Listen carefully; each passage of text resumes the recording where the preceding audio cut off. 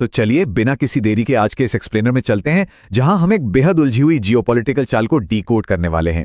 आज हम हालिया रिपोर्ट्स और सोर्स एनालिसिस के बेसिस पर स्ट्रेट ऑफ हॉर्मुज में चल रहे अमेरिका, ईरान, सऊदी अरब और पाकिस्तान के इस पूरे शतरंज को समझेंगे। इस चर्चा के जरिए हम दावों और जमीनी हकीकत दोनों के बीच के फर्क को बिल्कुल साफ साफ समझने की कोशिश करेंगे। अब इस पूरे घटनाक्रम के बिल्कुल स्टार्टिंग पॉइंट को देखना सच में दिलचस्प है। हम बात कर रहे हैं ऑपरेशन फ्रीडम या कहें प्रोजेक्ट फ्रीडम की। ये अमेरिका का एक मिलिट्री इनिशिएटिव था जिसे 4 मई को लॉन्च किया गया था। इसका मेन मोटिव क्या था?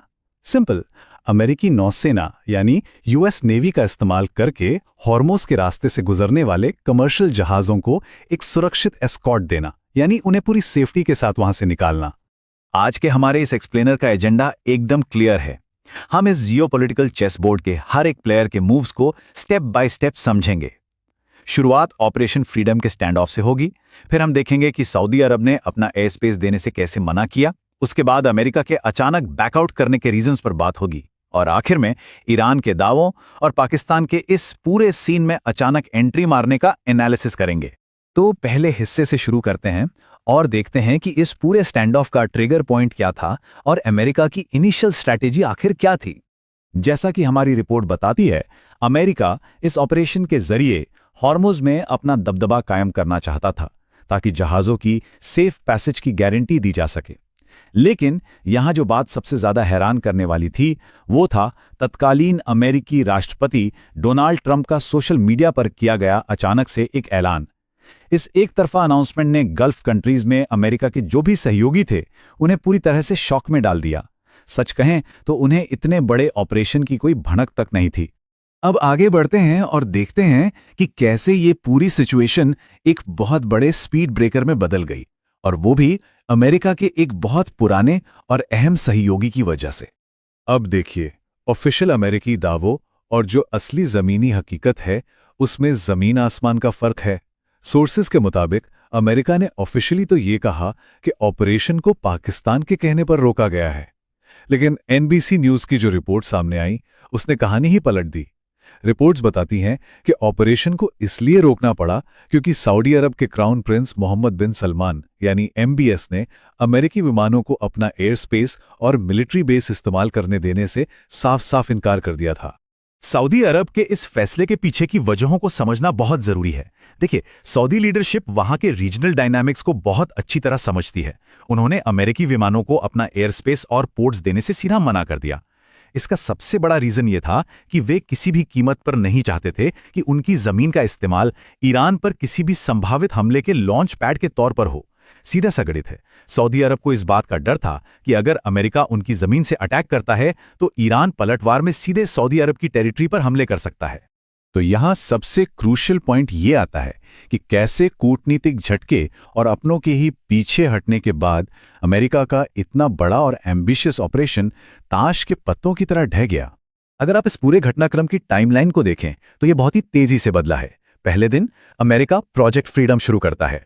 अगले 24 घंटों के अंदर सोशल मीडिया पर हुए उस अचानक ऐलान से सारे गल्फ सहयोगी हैरान रह जाते हैं, और सिर्फ 48 घंटों के अंदर, जी हां, सिर्फ 48 घंटे, सऊदी क्राउन प्रिंस के साथ हुई उस कॉल और उनके इनकार के बाद इस ऑपरेशन को अचानक पूरी तरह से रोक दिया जाता है।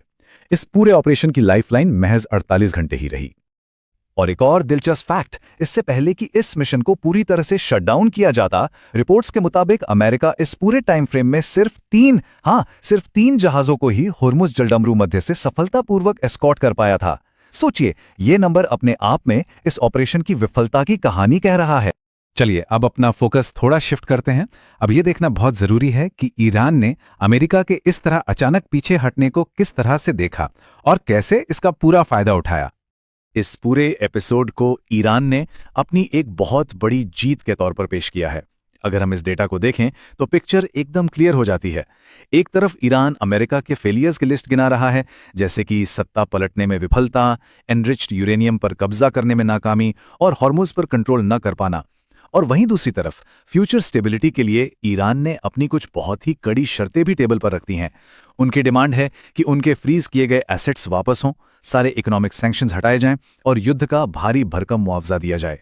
और अपने इसी वर्चस्व के दावे को सॉलिड करने के लिए कि समुद्र से लेकर आसमान तक सिर्फ उनका कंट्रोल है, ईरानी मीडिया ने एक फुटेज भी रिलीज किया। इस फुटेज में कथित तौर पर हुर्मुज इलाके में मार गिराए गए एक अमेरिकी टोही ड्रोन का मलबा दिखाया गया। उनके लिए एक तरह का प्रूफ था कि उनका एयर डिफेंस सिस्टम पूरी तरह से एक्टिव है और उसे कोई बीट नहीं कर सकता। ईरान के मिलिट्री लीडरशिप का एटीट्यूड समझने के लिए ये कोट बहुत काम का है। IRGC की जनरल जवानी ने सीधा सीधा कहा कि ट्रंप हर मोर्चे पर फेल हुए हैं, चाहे वो सत्ता परिवर्तन की बात हो, यूरेनियम पर कब्जे की कोशिश हो या हुर्मुज पर कंट्रोल बनाने का एफर्ट हो। ये बयान साफ दिखाता है कि उनकी नज़र में अमेरिका अपने किसी भी स्ट्रैटेजी गोल को अचीव नहीं कर पाया है। इसके अलावा पूर्व IRGC कमांडर मोहसिन रजाई का स्टेटमेंट तो और भी ज्यादा हार्डलाइन अप्रोच दिखाता है। उन्होंने साफ कहा कि रीजनल सिक्योरिटी का जिम्मा सिर्फ इस रीजन के देशों का होना चाहिए। उनका मैसेज एकदम लाउड एंड क्लियर था कि अमेरिका और यूरोप जैसी बाहरी ताकतों को इस इलाके से बाहर निकाला जाना चाहिए। मतलब न्यूक्लियर इश्यूज पर कोई नेगोशिएशन नहीं और हॉर्मोज पर सिर्फ और सिर्फ उनका ही कंट्रोल रहेगा। फाइनली अब इस पूरी सिचुएशन में उस वाइल्ड कार्ड की बात कर लेते हैं जिसने अचानक से सबका अटेंशन ग्रैब कर लिया। एक ऐसा प्लेयर जो इस पूरे सीन में पहले कहीं था ही नहीं। हम बात कर रहे हैं पाकिस्तान की। पाकिस्तानी विदेश मंत्रालय ने बहुत ही स्मार्टली खुद को एक पीस मेकर यानी शांति दूत के तौर पर प्रोजेक्ट किया। उन्होंने अमेरिका और ईरान के बीच जल्द से जल्द एक अग्रीमेंट होने की उम्मीद जताई, बातचीत की डायरेक्शन को लेकर काफी पॉजिटिविटी दिखाई और सबसे बड़ी बात, उन्होंने ऑफिशियली ऑफर दे दिया कि वो अमेरिका और ईरान के बीच होने वाली नए दौर की बातचीत को होस्ट करने के लिए पूरी तरह से तैयार हैं। अब सोर्स इस बात को बहुत अच्छे से हाईलाइट करता है कि भले ही शुरुआत में इस पूरे स्टैंड ऑफ में पाकिस्तान का कोई लेना देना नहीं था, उसका इन्वॉल्वमेंट ना के बराबर था, लेकिन फिर भी उसने मीडिएटर की भूमिका ऑफर करके इंटरनेशनल लेवल पर खूब सुर्खियां बटोरी। दो सुपर पावर्स के बीच शांति कराने की इस पहल से पाकिस्तान ने जियोपॉलिटिक्स के खेल में अपने लिए कुछ बड़े पॉइंट्स तो जरूर स्कोर कर लिए।